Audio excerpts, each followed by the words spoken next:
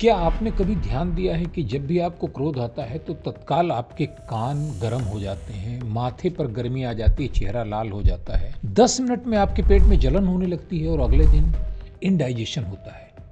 आपको क्या लगता है? क्या ये सिर्फ एक इत्तेफाक है?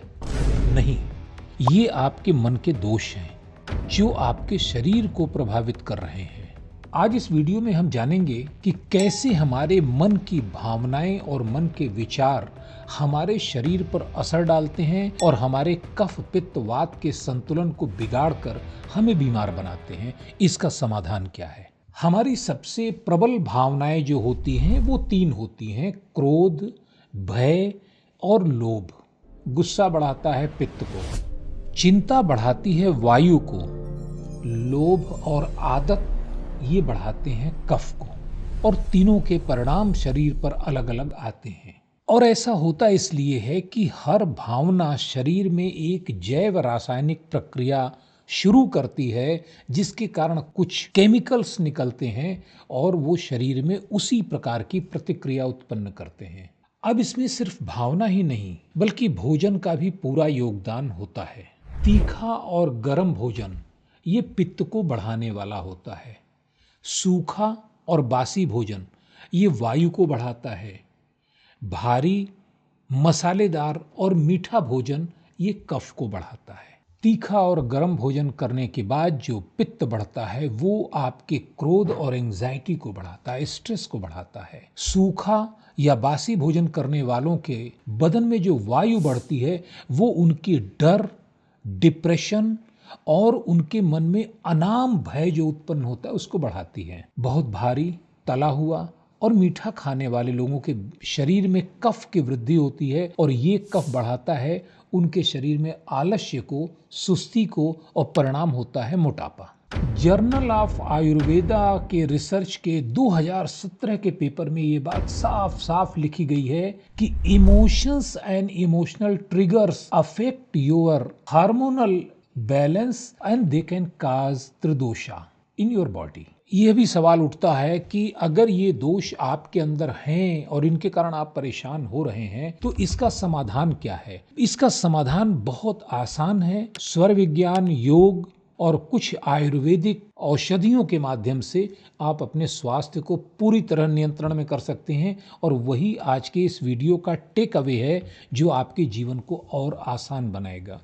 अगर पित्त प्रकृति का कोई व्यक्ति है जिसे गुस्सा ज्यादा आता है, छोटी छोटी बातों पर वो बर्दाश्त नहीं कर पाता, रिएक्ट करता है, बाद में भले ही पछताता हो, लेकिन उसकी इस आदत के कारण उसके शरीर में जो पित्त बन रहा है वो और भारी मात्रा में बनता है। तो ऐसे व्यक्ति के लिए रेकमेंडेड है प्रातः काल सबसे पहले वो शीतली प्राणायाम करे और चंद्रवेदी प्राणायाम करे। ऐसे व्यक्तियों की दाहिनी नासिका या पिंगला स्वर ही ज्यादा चलता है, उसे ध्यान देना चाहिए और प्रयास करना चाहिए कि पिंगला नाड़ी कम से कम चले, इड़ा नाड़ी या बाई नासिका ज्यादा चले। उससे उसके मन में और शरीर में दोनों में शांति बनी रहती है। इन व्यक्तियों को लेट गो अफर्मेशन अवश्य करना चाहिए, क्योंकि जीवन में सब कुछ आपके हमारे मन से नहीं होता है। जो चीजें मन के अनुसार नहीं हुई हैं उन पर हमारी प्रतिक्रिया 2 तरह की हो सकती है। एक तो ठीक है, देख लेंगे, आगे प्रयास करेंगे। दूसरी, ऐसा क्यों हो गया, मैं ऐसा बर्दाश्त नहीं कर सकता। ये जो दूसरी प्रतिक्रिया है ये होती है पित्त वालों की, और इसी के कारण वो स्वयं परेशान रहते हैं। इसके कारण वो अपने ब्लड प्रेशर को बढ़ाते हैं, कभी कभी हार्ट की बीमारी को भी न्योता देते हैं। तो इन्हें समाधान के रूप में अपनी सुबह हमेशा पिंगला स्वर में नहीं बल्कि इड़ा स्वर में करनी चाहिए। इनके लिए रिकमेंडेड है कि ये ठंडा नारियल पानी पिएं, मिर्च मसाले वाले तीखे भोजन न करें और गर्म भोजन तो कतई न करें।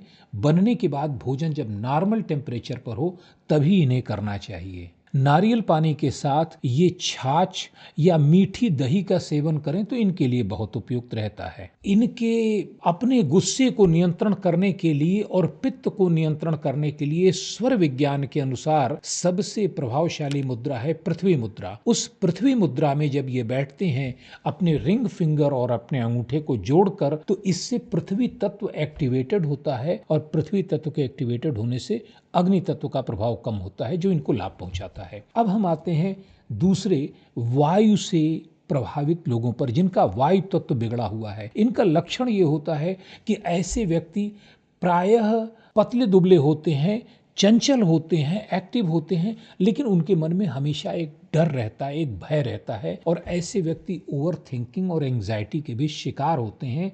मानसिक स्पष्टता उनमें कम होती है क्योंकि वायु तत्व का यह गुण है कि वह चंचल होता है, कहीं भी स्थिर नहीं होता। इसलिए ऐसे व्यक्तियों में वैचारिक स्पष्टता की कमी होती है जो उनकी सबसे बड़ी समस्या होती है। इनको अपने वायु तत्व को कंट्रोल करने के लिए सबसे पहले यह ध्यान देना चाहिए कि वायु तत्व को बढ़ाने वाली भावना होती है चिंता और भय। जितना ज्यादा ये चिंता करेंगे, जितना ज्यादा भय करेंगे, उतना ही इनके शरीर में वायु तत्व का प्रकोप बढ़ता जाता है और परिणाम ये होता है कि वायु तत्व बढ़ाता है इनकी चिंता को और चिंता बढ़ाती है वायु तत्व को। ये एक तरह का ट्रैप हो जाता है। सबसे पहले ऐसे व्यक्तियों को अपने चिंता और अपने एंग्जाइटी को एनालाइज करना चाहिए। ये पूछना चाहिए अपने आप से कि क्या मेरी इस चिंता का कोई वास्तविक कारण है या सिर्फ मेरे मन का वहम है। अगर ये ऐसा पूछना शुरू करते हैं तो इनका मन फिर उसे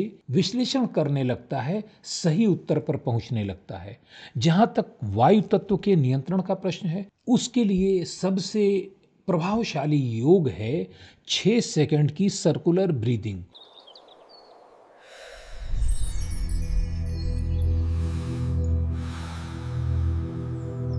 ये सर्कुलर ब्रीदिंग प्रातः काल अगर की जाए तो बड़ा अद्भुत परिणाम देती है। सर्कुलर ब्रीदिंग में 6 सेकंड में इनहेल करना है और 6 सेकंड में उसे एक्सहेल करना है, लेकिन शर्त यह है कि इनके बीच में पॉज नहीं होना चाहिए। न आपको अंदर होल्ड करना है न बाहर होल्ड करना है, just like a clock. 6 second में ब्रीथ किया, 6 सेकंड में उसे एक्सहेल किया। ये सर्कुलर ब्रीदिंग इनके दिमाग के कुछ ऐसे हार्मोन्स को एक्टिव करती है जो इन्हें कामनेस की स्थिति में ले जाता है, भय को, एंग्जाइटी को कम करता है। इनके लिए सबसे अच्छा होता है कि ये मैं सुरक्षित हूं ऐसा अफर्मेशन करें, क्योंकि मन की जो चंचलता और उसमें डर है उसको समाप्त करने के लिए जब ये अफर्मेशन करते हैं तो इनका सब कॉन्शियस माइंड उसे एक्सेप्ट करता है, इन्हें एक ग्रेविटी प्रदान करता है जो इनके वायु तत्व को नियंत्रित करती है। इनके लिए सबसे रेकमेंडेड है वायु मुद्रा का प्रयोग। वायु मुद्रा, ज्ञान मुद्रा जैसे हम बनाते हैं, अपने इंडेक्स फिंगर को अंगूठे पर लगाकर इसी मुद्रा में थोड़ा सा परिवर्तन करने पर यह वायु मुद्रा बन जाती है। इस इंडेक्स फिंगर को अपने अंगूठे के निचले भाग पर लगाते हैं, अंगूठे को इसके ऊपर लगा देते हैं, बाकी 3 उंगलियां सीधी रहती हैं। ये हो गई वायु मुद्रा। और वायु मुद्रा का प्रयोग करने से इनके शरीर का एक्सेस वात कंट्रोल में आ जाता है, नियंत्रण में होता है और उसका प्रभाव खत्म होता है। यह मुद्रा इन्हें कम से कम 30 मिनट करनी चाहिए। कोई भी मुद्रा तभी असर डालती है, तभी उसका प्रभाव दिखाई देता है जब उसे 30 मिनट से लेकर 45 मिनट तक किया जाता है। इसलिए प्रातःकाल 30 मिनट वायु मुद्रा का प्रयोग इनके लिए रिकमेंडेड होता है। एक और बहुत अच्छी चीज इन्हें बताई जा सकती है। वायु मुद्रा के जितने भी प्रभावित मरीज होते हैं, जितने भी प्रभावित जातक होते हैं, उनके शरीर में एक विशेष प्रकार का रूखापन होता है, उनकी स्किन ड्राई होती है। ये बहुत बड़ा लक्षण होता है। और इस ड्राई स्किन के लिए अगर वो तिल के तेल की मालिश प्रतिदिन करते हैं तो उनकी स्किन खुद उनके वायु तत्व को प्रभावित करते और नियंत्रित करने लगती है। उनका वायु तत्व नियंत्रण में आ जाता है। तीसरा दोष होता है कफ, और ये दोष बढ़ता है हमारी सुस्ती, लेथार्जीनेस, अनिर्णय और मोटापे से। जो व्यक्ति मोटापे के या इस प्रकार के की मानसिकता के होते हैं कि चीजों को टालते रहते हैं, प्रोक्रास्टिनेटेड होते हैं, उनके अंदर कफ तत्व की वृद्धि अपने आप हो जाती है। और एक बार अगर कफ तत्व गड़बड़ हो गया तो परिणाम होता है स्थायी रूप से मोटापा और वजन का बढ़ना, क्योंकि वह तत्व पृथ्वी तत्व का प्रतीक होता है, पृथ्वी और जल का प्रतीक होता है, जिसका परिणाम शरीर में वजन उत्पन्न करके मोटापा बढ़ाता है। इन लोगों की इड़ा नाड़ी, लेफ्ट नॉस्ट्रिल बहुत ज्यादा चलती है, पिंगला नाड़ी कम चलती है, क्योंकि पिंगला नाड़ी सूर्य नाड़ी होती है और अगर वो चलती है तो कफ तत्व उससे खत्म होता है। चूंकि इनकी भावनाएं ऐसी हैं कफ तत्व को बढ़ाने वाली, इसलिए पिंगला नाड़ी चलती है। तो ऐसे लोगों को यह चाहिए कि वो सुबह के समय अपना पिंगला नाड़ी सक्रिय करें, यानी दाहिनी नासिका से सांस सक्रिय करें। पिंगला नाड़ी का सूर्य भेदी प्राणायाम कम से कम वो 5 मिनट करें और सूर्य नमस्कार कर सकें तो और भी अच्छा है। ऐसे लोगों के लिए अग्नि मुद्रा या सूर्य मुद्रा का प्रयोग प्रभावी होता है। सूर्य मुद्रा के प्रयोग में इस रिंग फिंगर को नीचे रखते हुए अंगूठे को उसके ऊपर रखते हैं और बाकी उंगलियों को सीधा रखते हैं। ये सूर्य मुद्रा होती है जो शरीर में अग्नि तत्व को बढ़ाती है और अग्नि तत्व कफ को संतुलित करता है। इनके लिए आयुर्वेदिक दृष्टि से सुबह सौंठ और काली मिर्च के चूर्ण का पानी, जिसमें 1 चुटकी सौंठ का पाउडर, 1 चुटकी काली मिर्च का पाउडर ये मिलाएं और उस पानी को उबाल लें। गुनगुना छानने के बाद उसे चाय की तरह सिप करके अगर पीते हैं तो इनको आश्चर्यजनक रूप से फायदा मिलता है, वजन भी घटता है और उसके साथ कफ तत्व भी इनका नियंत्रित होता है।